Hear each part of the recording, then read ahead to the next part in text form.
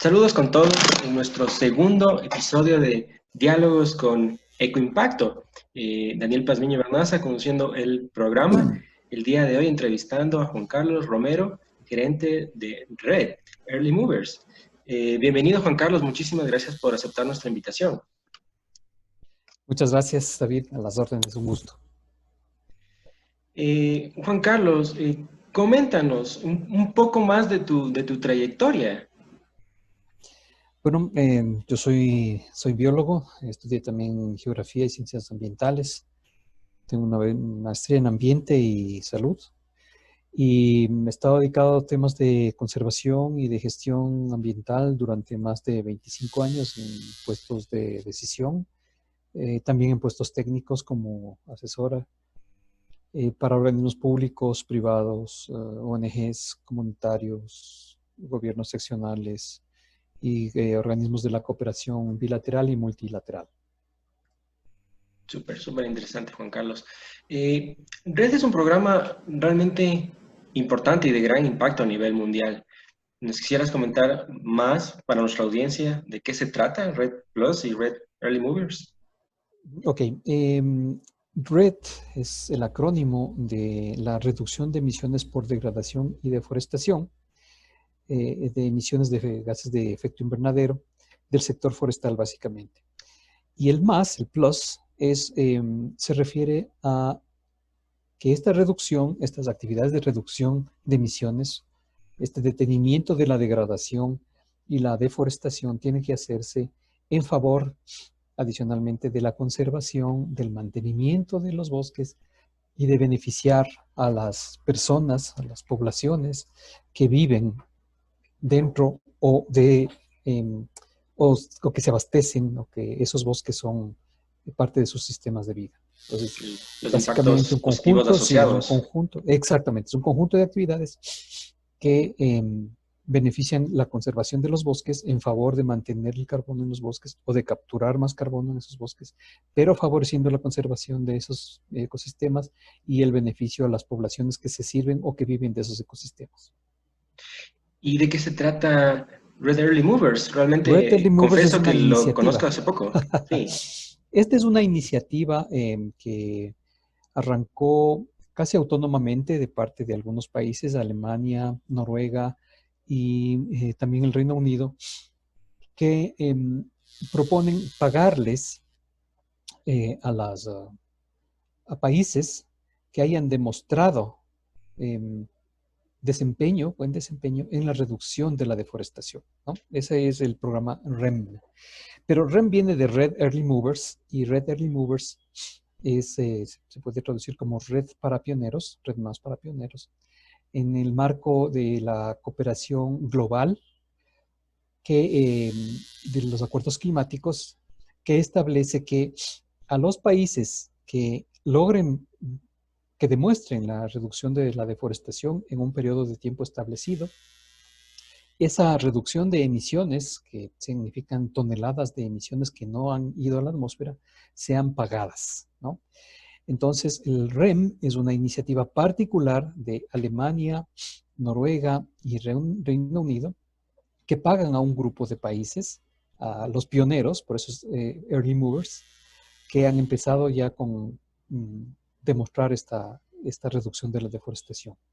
Uno de esos países es Ecuador, otro país es Colombia, beneficiario de este REM, y otro participante son dos estados de Brasil, que son parte de esta iniciativa global por el momento.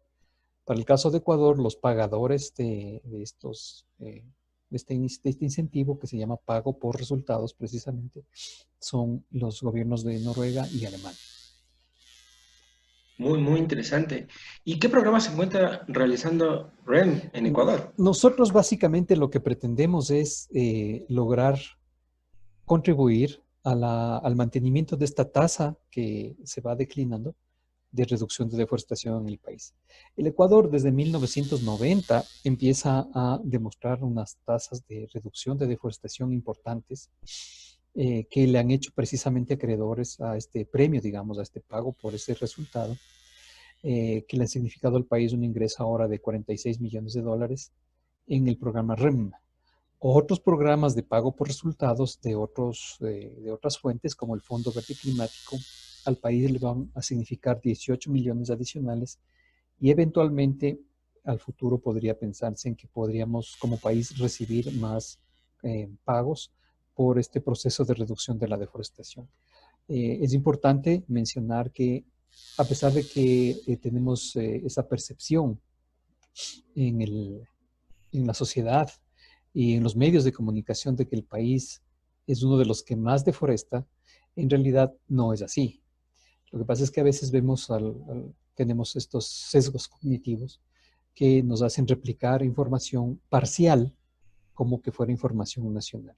Si bien es cierto, el país sufre de deforestación, no se ha detenido y hay espacios donde están ecosistemas y lugares donde hay mucha presión y que se genera deforestación en términos nacionales, que es como se está midiendo para este caso de pago por resultados, en términos nacionales del país han reducido las tasas de deforestación, que no quiere decir que se han eliminado, que la deforestación se ha eliminado, eso no quiere decir, pero sí que la tasa de deforestación se ha reducido y por ende las emisiones que íbamos a poner en la atmósfera son ahora menores.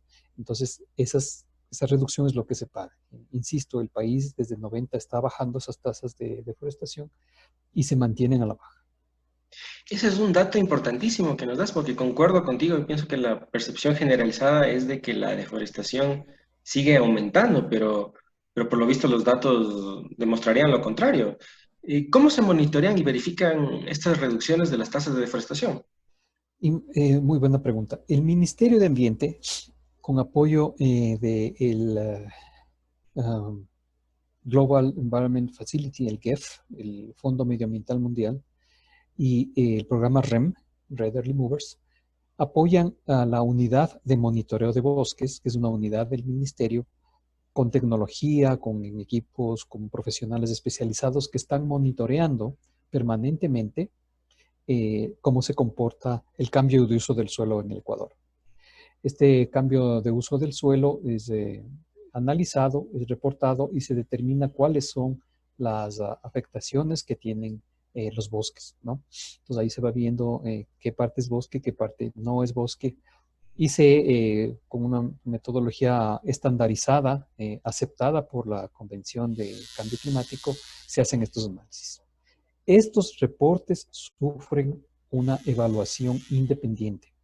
Se contrata a través de un concurso de licitación internacional a una empresa verificadora, acreditada esta empresa ante la convención, que es la que verifica que ese trabajo está bien hecho. Y adicionalmente se contrata otra verificación independiente para que vea que si es que se han usado bien los mapas y las imágenes. Es decir, este reporte tiene doble verificación, una que mira que se hayan usado bien los mapas, la información geográfica, y otra que verifica que se hayan hecho bien los cálculos para reducción de emisiones, ¿no? Estas son dos verificaciones independientes cuyo resultado se envía a la Convención de Cambio Climático y la Convención verifica y revisa nuevamente esos reportes para determinar hacer un filtro adicional y definir si efectivamente lo que se está reportando es así, ¿no? Si esa reducción que reporta el país es adecuada. Entonces tenemos estos tres pasos para poder hacer el monitoreo y verificar que efectivamente estamos reduciendo las emisiones, lo que significa que del sector forestal, lo que significa que estamos reduciendo la deforestación, las tasas de deforestación. Interesante. ¿Y cuál Sí. es la actual tasa de deforestación? ¿En cuánto se ha reducido? No te podría decir, hay unos cálculos que tiene el Ministerio de Ambiente, te puedo enviar inmediatamente todas las estadísticas, Claro. hay un documento de estadísticas del Ministerio de Ambiente, pero tenemos una tasa constante de reducción. De reducción. Ahora, hay que entender que cuando hablamos de reducción de deforestación, además estamos hablando también que hay zonas que han dejado de ser potreros o cultivos y se han convertido en bosque secundario, ¿no? Que hay un remonte también del bosque. Eso también significa captura de carbono.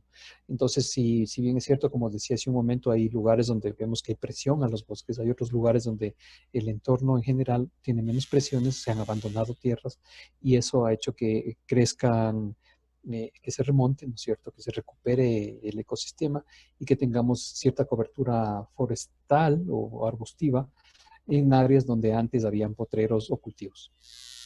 Wow, debe ser un proceso bien complejo, sobre todo para ir a Sí, verificar en campo. es un proceso complejo. Ventajosamente, ahora se cuenta con muy, muy buena tecnología, con muy buenas imágenes satelitales, y cuando hay temas o casos de nubosidad, por ejemplo, se emplean otras tecnologías como radar, de manera que la verificación en campo ya no es tan necesaria, no es inevitable, pero no es tan necesaria como antes, y no es tan determinante frente a las escalas geográficas en las que se están trabajando estos reportes. Wow. Y bueno, ahora retomando el tema que nos comentabas de Red Plus y todos los beneficios adicionales que tiene el programa, sobre todo el trabajo con las comunidades, no sé si te gustaría contarnos una anécdota de ese trabajo, porque me imagino debe ser muy apasionante. Bueno, estamos en realidad al inicio todavía, este es un programa grande, ¿no? 46 millones, una cantidad importante. Recién estamos en plena operatividad desde noviembre del año anterior. Eh, Eso quiere decir que todavía no tenemos una implementación directa en campo, salvo con un proyecto. Y encima nos tomó la pandemia, ¿no? Entonces hemos estado encerrados y no hemos podido, estamos limitados, no hemos podido avanzar conforme lo planificado.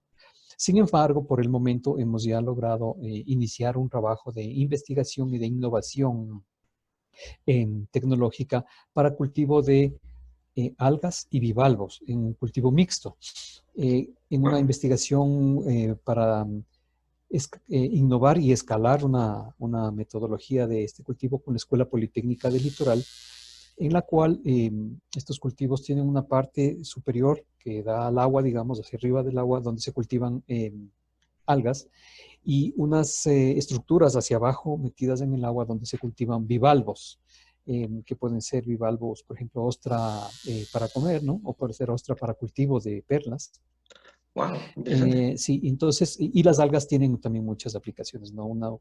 Aparte que son comestibles, también tienen aplicaciones en sus componentes de fitohormonas o en sus biocompuestos que pueden ayudar en la productividad agrícola, en el control de plagas, en el fortalecimiento, digamos, del manejo integrado de plagas para banano, para cacao.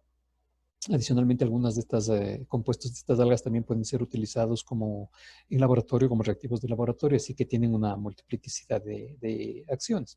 La idea es que estos cultivos estén metidos adentro del manglar, porque de esa manera todo el ecosistema de manglar, que es un ecosistema de una alta producción primaria, pueda alimentar estos cultivos y hacerlos muy productivos, de forma que le damos valor al manglar en pie antes que al manglar en camaronera, ¿no?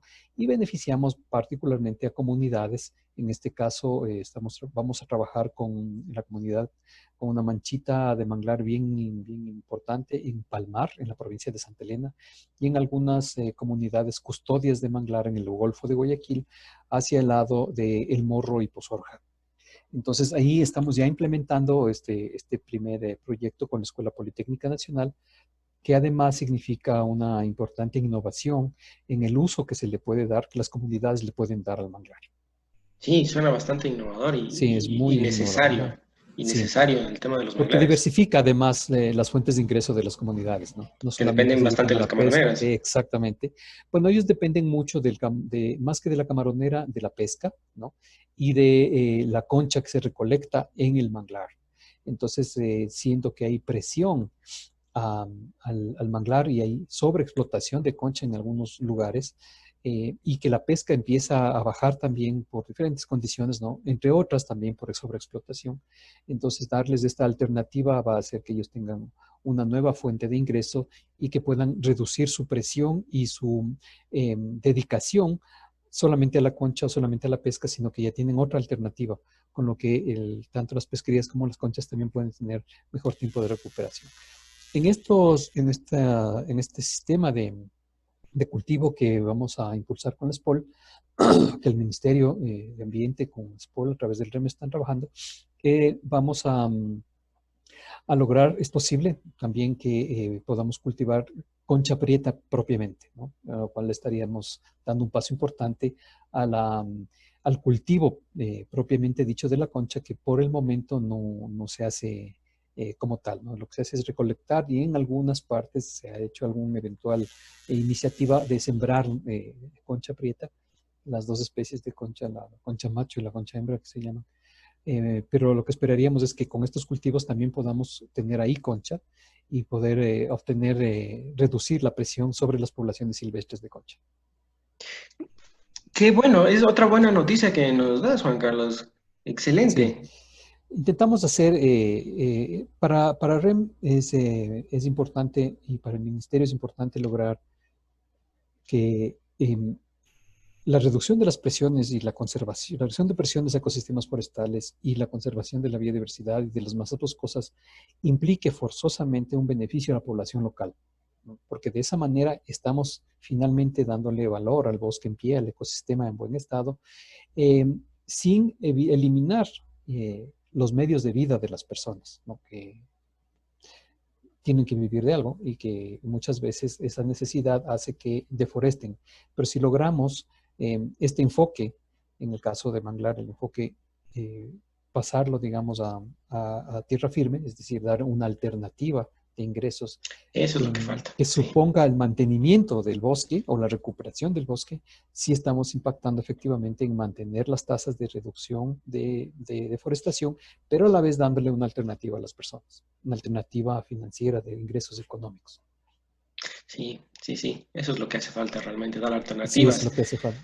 Sí. Y Juan Carlos,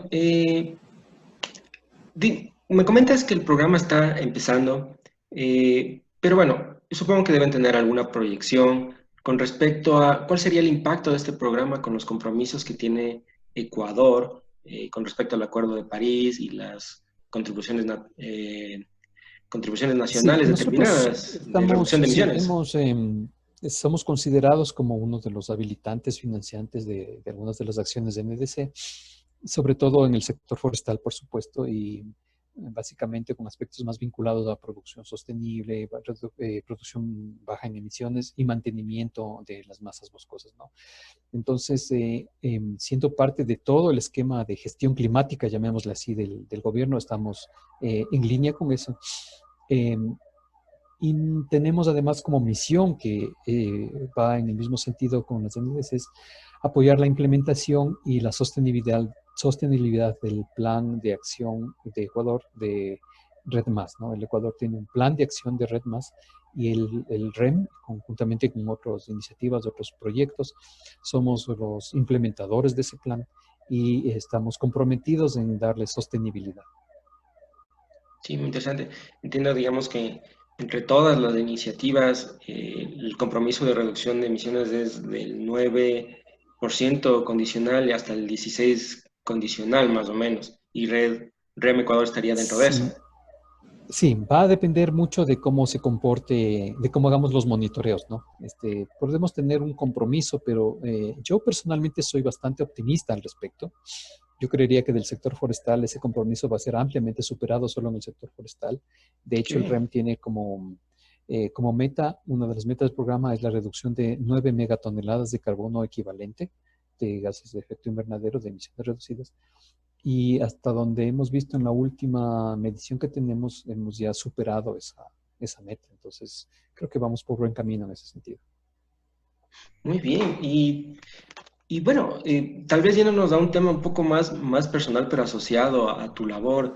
Eh, Juan Carlos, ¿qué sientes tú por tu trabajo al ver, digamos, el impacto que tiene con las comunidades, con el país como tal? Bueno, yo veo que hay una gran expectativa de la gente, sobre todo en este entorno nuevo, de lo que se llama la nueva normalidad, la pospandemia. Yo soy muy optimista de los impactos que podamos lograr porque siento que estamos muy alineados con las necesidades del país. Vemos que hay un reconocimiento del rol del ministerio en estos temas más vinculados a los medios de vida de las personas de la ruralidad. Eh, se revela un ministerio que no solamente está vinculado a la conservación, a las áreas protegidas o a la emisión de licencias ambientales, sino un ministerio que está efectivamente preocupado en mejorar las condiciones de vida de la gente y que reconoce que si no se mejoran las condiciones de vida de la gente, finalmente estas personas, sobre todo las poblaciones rurales, pueden volver al bosque a talarlo para volver a poner pastos o cultivos que muchas veces tienen muy baja productividad, y a veces en realidad no solucionan las demandas, las necesidades de ingresos de las familias, sino que a ratos hasta las pauperizan. Muchas veces pasa que los campesinos no son siquiera los dueños de la tierra, son arrendatarios y tienen que pagar el arriendo, y como no son dueños de la tierra, no son sujetos de crédito en el banco en Banecuador o en algún otro banco o cooperativa, no pueden poner esa tierra como garantía, entonces tienen que pedir dinero prestado a los usureros, después les va mal en la cosecha y tienen además que pagar la renta de la tierra, tienen que pagar al usurero y nadie les perdona.